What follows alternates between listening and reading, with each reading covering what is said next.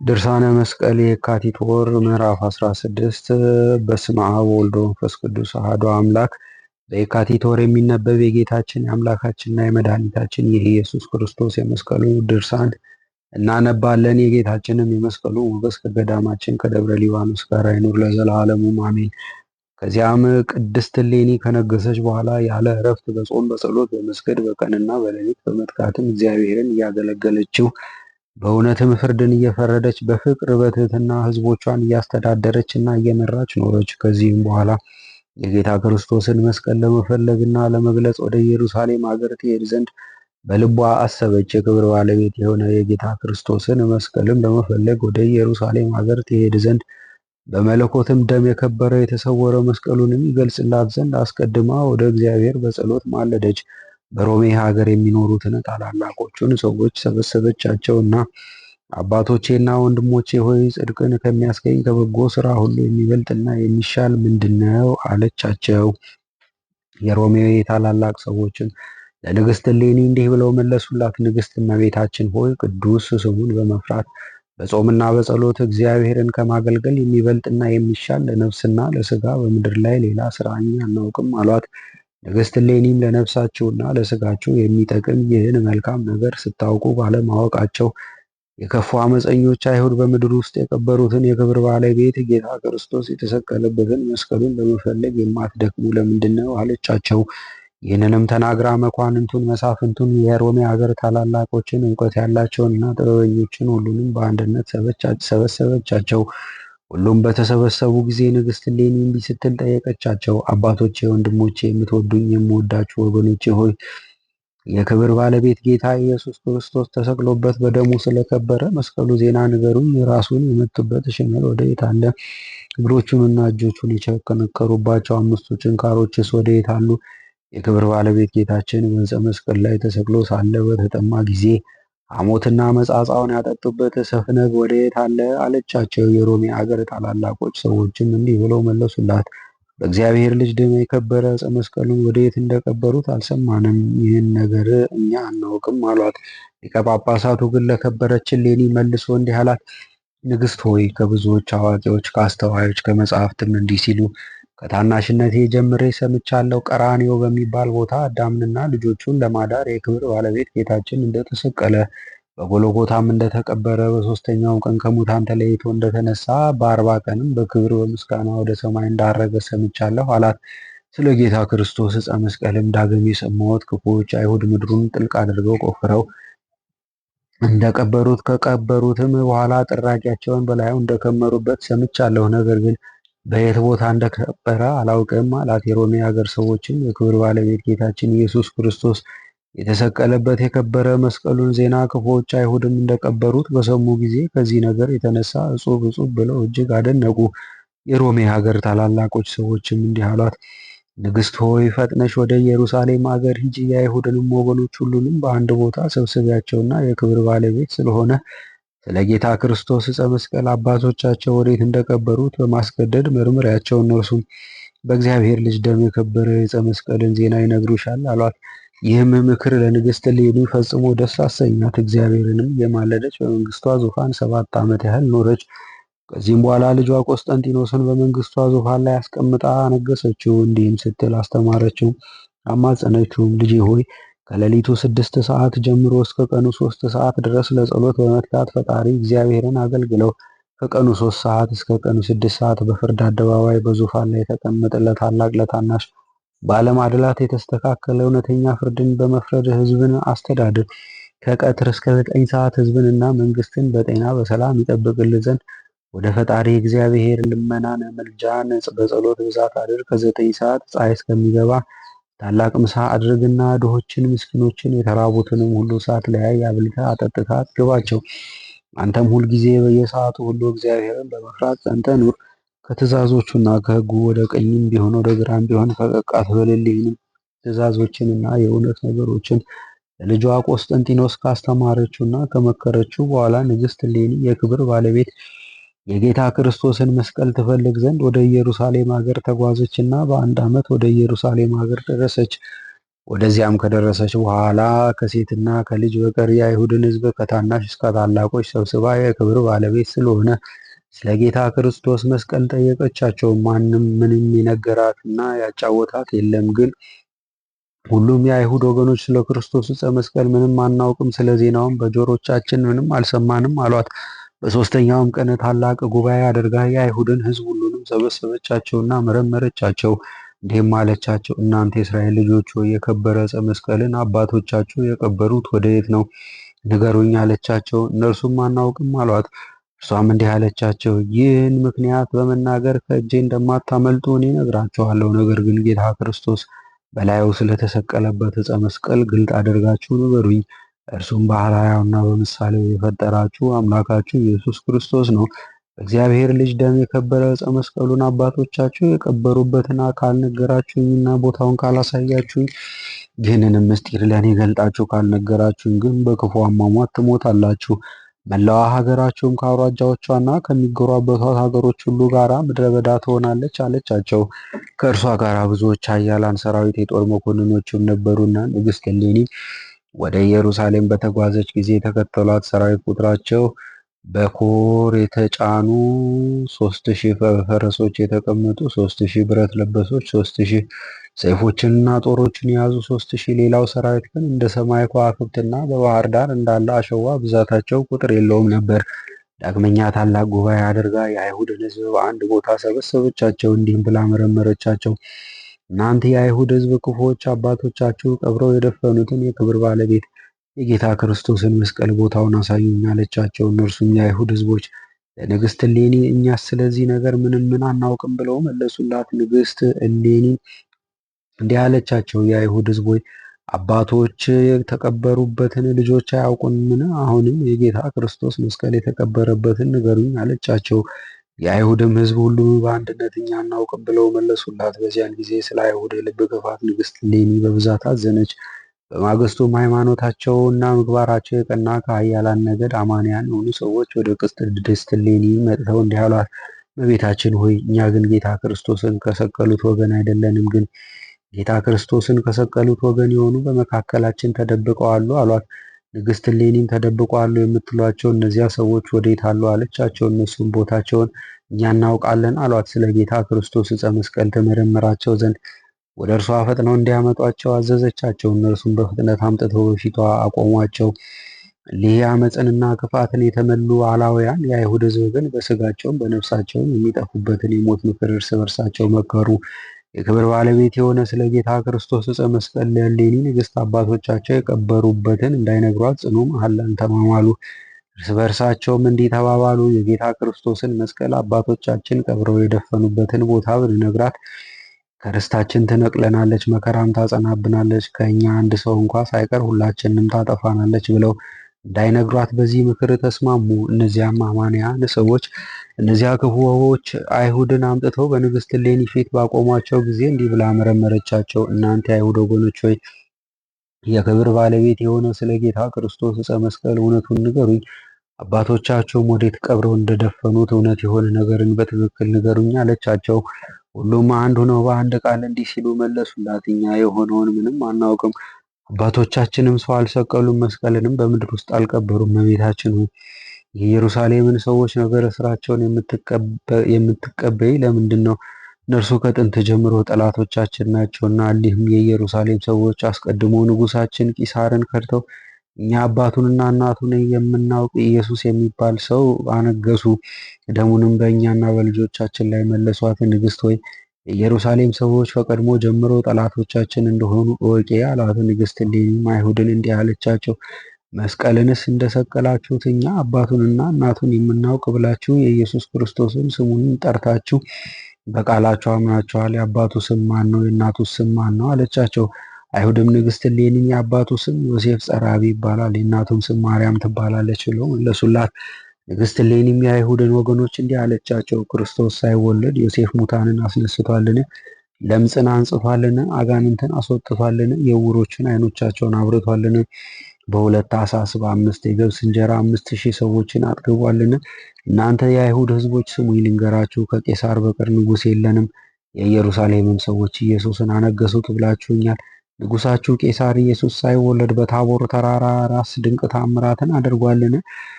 በባህር ላይ ሲሄደ ጸጥታ እስከሆነ ድረስ ነፋሳትን ባህርን ገስጿልን? እናንት ክፋትን አመፅን ለሚያደርጉ ከሃዲያን ልጆቻቸው የሆናችሁ ርግማንን እንደ ልብስ የለበሳችኋት ከእነዚህ ድንቆች ተአምራቶች ንጉሳችሁ ቄሳር ክርስቶስ ሳይወለድ ወይም ከተወለደ በኋላ ያደረገውን እስቲ ንገሩኝ አለቻቸው። ይህንንም ነገር ከከበረች እሌኒ አንደበት በሰሙ ጊዜ አይሁድ እጅግ ተደነቁ፣ እጹብ እጹብም አሉ። ምዕራፍ 17 ዳግመኛም ንግሥት እሌኒ እናንተ የአይሁድ ወገኖች አምላካችሁ እርሱ አንድ ክርስቶስ ይህን ሁሉ ድንቅ ተአምራት እንዳደረገ አታምኑምን? አትረዱምን? እሊህንም ድንቆች ተአምራቶች በዓይኖቻችሁ ፊት ሲሰራ እርሱ በአርአያውና በምሳሌ የፈጠራችሁ አምላካችሁና ጌታችሁ እንደሆነ እንዴት አላወቃችሁትም? አለቻቸው። አይሁድም መልሰው እመቤታችን ሆይ እርሱ ኢየሱስ ክርስቶስ አምላካችን ጌታችን እንደሆነ እኛ አላወቅንም አሏት። ንግሥት እሌኒም ከሃዲያን አባቶቻችሁ ኢየሱስ ክርስቶስ የሰማያትና የምድር ጌታ እንደሆነ ለእናንተም ጌታችሁና አምላካችሁ እንደሆነ አልነገሯችሁምን? አለቻቸው። አይሁድም የከበረች እሌኒም እመቤታችን ሆይ ክርስቶስ አምላካችን ጌታችን እንደሆነ አሁን አልነገሩንም፣ እኛ እርሱ አምላካችን መሆኑን አናውቅም አላወቅነውም አሏት። ንግሥት እሌኒም እናንተ ሐሰተኞች አመፀኞች የኢየሩሳሌም ሀገር ከእኔና ከእናንተ ለማን ትቀርባለች? አለቻቸው። አይሁድም እንዲህ ብለው መለሱላት፣ እመቤታችን ሆይ መቅረብስ የኢየሩሳሌም ሀገር ለእኛ ትቀርባለች፣ እኛ በውስጧ ተወልደን በውስጧ አድገናልና አሏት። ንግሥት እሌኒም የአይሁድን ሕዝብ እንዲህ አለቻቸው፣ የክብር ባለቤት ለሆነ ለጌታ ኢየሱስ ክርስቶስ እናንተ የኢየሩሳሌም ሰዎች የምትቀርቡት ስትሆኑ በሰማይም በምድርም የፍጥረት ሁሉ ጌታ የሆነ ክርስቶስ አምላካችሁን ጌታችሁን እንዴት አላወቃችሁም አላስተዋላችሁም? አለቻቸው። ይህንንም አምላካችሁን ጌታችሁን አባቶቻችሁ በእንጨት መስቀል ላይ ሰቀሉት። የእናንተስ ዓይኖቻችሁ የታወሩ ጆሮቻችሁ የደነቆሩ ለምንድን ነው? እናንተ ዓይኖቻችሁ የጨለሙ ጆሮቻችሁ የደነቆሩ እውቀት የተለያችሁ አሁንም ፈጣሪያችሁና ጌታችሁ ጌታችን ኢየሱስ ክርስቶስ የተሰቀለበትን መስቀል ከሃዲያን አባቶቻችሁ ወደ ቀበሩበትና ወደ ደፈኑበት ወስዳችሁ ቦታውን አሳዩኝ። ይህንንም በእግዚአብሔር ልጅ ደም የከበረ ዕፀ መስቀል ያለበትን አሳዩኝ አለቻቸው። አይሁድም ቅድስት እሌኒን እመቤታችን ሆይ ክርስቶስ በተሰቀለበት ዘመን እኛ አልነበርንም፣ አልተወለድንም። የክርስቶስ መስቀል ወዴት እንደደረሰ እኛ ስለዚህ ነገር አናውቅም፣ ወዴት እንደቀበሩትም አልሰማንም፣ ቦታውንም አናውቅም። አባቶቻችንም ክርስቶስን በእንጨት መስቀል ላይ አልሰቀሉትም፣ መስቀልንም በምድር ውስጥ አልቀበሩም፣ እኛ አልሰማንም ብለው መለሱላት። ንግሥት እሌኒም ከአይሁድ አፍ ይህን ነገር በሰማች ጊዜ ስለ ልባቸው ድንዳኔ እጅግ አዘነች፣ አብዝታም ተቆጣች። በመንኮራኩር ውስጥ አስገብተው አባታችን አዳም በተቀበረበትና አጽሙ በሚኖርበት በኤልዳ ምድር አቅራቢያ በሚገኝ ታላቅ ገደል ውስጥ እንዲጥሏቸው ሰራዊቶቿን አዘዘቻቸው። ሰራዊቶቿም ንግሥት እሌኒ እንዳዘዘቻቸው አደረጉ። የእሊህም ከሃዲያንና አማጽያን የአጽማቸው ምልክት አልተገኘም። የኢየሩሳሌም ሀገር የይሁዳና የገሊላም ሀገር ሰዎች ሁሉ የሮም ሰዎችም ይህን ሥራ ባዩ ጊዜ ፈጽሞ አደነቁ። ስለዚህም ነገር እጹብ እጹብ አሉ። ንግሥት እሌኒንም እጅ በመንሳት አከበሯት፣ አመሰግኗት። በእነዚህ ከሃዲያን ላይ መልካም ሥራ ሰራሽ አሏት።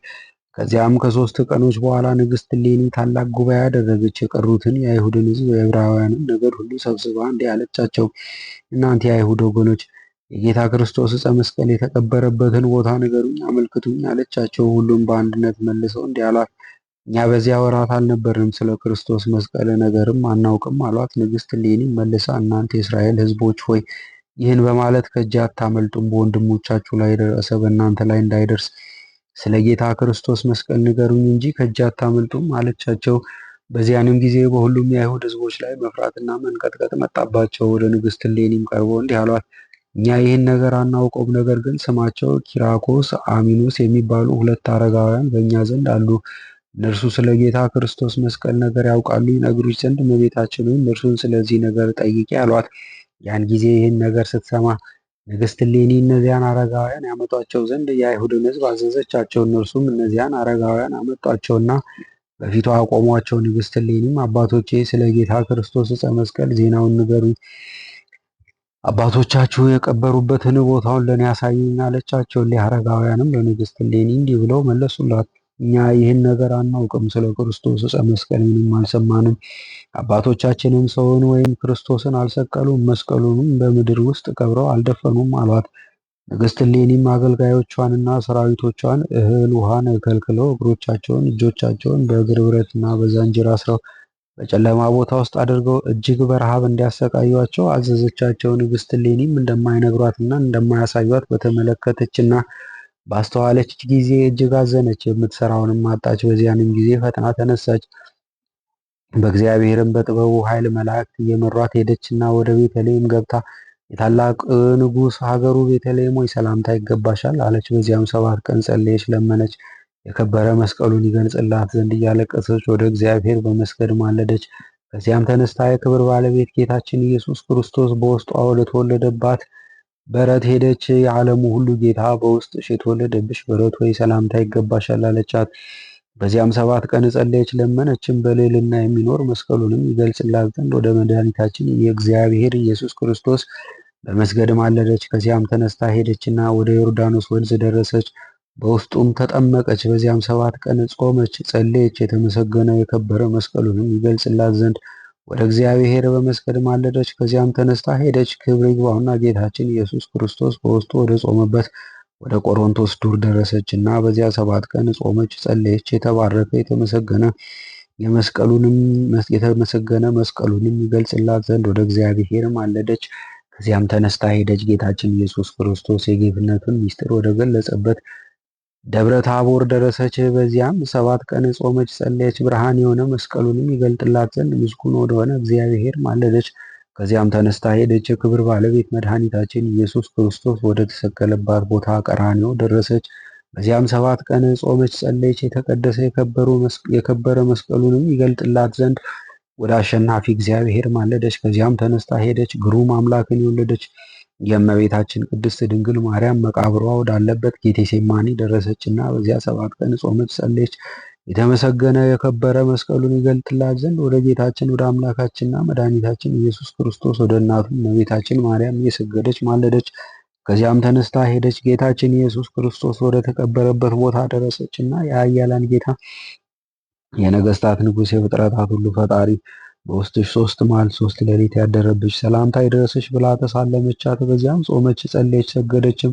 የተሰወረ መስቀሉንም ይገልጥላት ዘንድ በሰውና በመላእክት አንደበት ወደሚመሰገን ወደ እግዚአብሔር በብዙ ልቅሶ በማዘንና እንባ በማፍሰስ 14 ቀኖች ማለደች። በዚያም ከክፉ ነገር ሁሉ ከሚጠላን ጠላታችን ከሰይጣን ወጥመድ የእግዚአብሔር ኃይል እየረዳትና እየጠበቃት በዚያ በጎልጎታ ቦታ ድንኳኖቿን ተክላ ከተመች።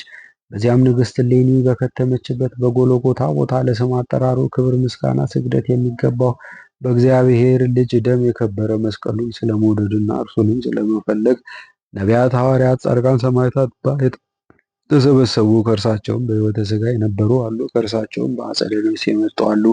ከዚህም በኋላ ስለ ጌታችን ስለ አምላካችንና ስለ መድኃኒታችን ኢየሱስ ክርስቶስ ዕፀ መስቀል ከክፉዎች የአይሁድ ሕዝብ ብዙዎችን መረመረቻቸው። የከበረና የተመሰገነ መስቀሉን ቀብረው የደፈኑበትን የሚነግራትና የሚያስረዳት ግን አላገኘችም። የቀበሩበትንም ቦታውን የሚያስረዳት ባጣች ጊዜ ከእህልና ከውሃ ራሷን ለየች፣ አዘነች፣ እንባዋን በማፍሰስ አብዝታ አለቀሰች። ወደ ላይ ወደ ሰማይ ራሷን አቅንታ ወደ እግዚአብሔር እንዲህ ብላ ጸለየች። አቤቱ ልመናዬን ስማኝ፣ ጩኸቴን ከፊቴ ድረስ። ገጸ ምሕረትህን ከእኔ ወደዚያ አትመልስ፣ በመከራዬም ዕለት ጆሮህን ወደ እኔ መልሶ ስማኝ። በለመንኩ ጊዜ ፈጥነህ ልመናዬን ስማኝ። ዘመኔም እንደ ጢስ በኖ አለቀ፣ አጥንቶቼም እንደ ሳር ደረቁ። ተገረፍኩ፣ ልቤም እንደ ሳር ደረቀ። እህል መብላትም ተዘንግቶኛልና ከጩኸቴም ቃል የተነሳ ሥጋዬ ከአጥንቴ ጋር ተጠጋ። በበረሃ እንደሚኖር እንደ ሜዳ አህያ ሆንኩ። በቤት ውስጥ እንዳለች እንደ ሌሊት ቁንጫም ሆንኩ። በነሐስ ውስጥ እንደሚኖር እንደ ብቸኛ ወፍ ሆንኩ። ዕለት ዕለት ጠላቶቼ ይሰድቡኛል፣ የሚያሳድዱኝም በእኔ ላይ ይማማላሉ። አመድን እንደ እህል ቃምሁ፣ መጠጤንም ከእንባዬ ጋር አጠጣሁ። የክብር ባለቤት ጌታ ኢየሱስ ክርስቶስ ሆይ ጸሎቴን፣ ልመናዬን፣ ምልጃዬን ስማኝ። የእኔን የተናቅሁ የተዋረድኩ የባሪያህ እሌኒን ጸሎቴን፣ ልመናዬንና ምልጃዬን ስማኝ። ከሚጠራጠሩኝ ጠላት ነፍሴን አድናት። የሚከፉ በደለኞች አይሁድ ከሚመክሩብኝ ክፉ ምክራቸው አድነኝ። ብዛት ካላቸው አመፅን ከሚሰሩ አይሁድም አድነኝ።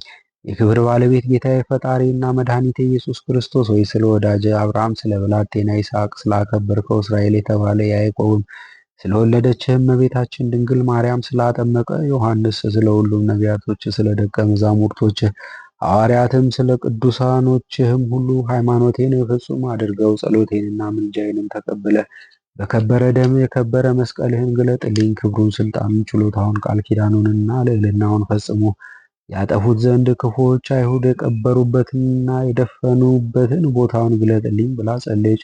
ንግሥት እሌኒም እንዲህ እየጸለየች በጾምና በጸሎት ብዙ እንባ በማፍሰስም እስከ 40 ቀን ኖረች። የጌታችን ኢየሱስ ክርስቶስ ይቅርታውና ምሕረቱ የመስቀሉም ግርማ የቅድስት እሌኒም የጉዞ ድካማ የክቡር አባታችን ተክለ ሃይማኖት ልጆቹ ከሁላችን ጋር ይኑር። የደብረ ሊባኖስን ገዳም ይጠብቃት ለዘላለሙ አሜን።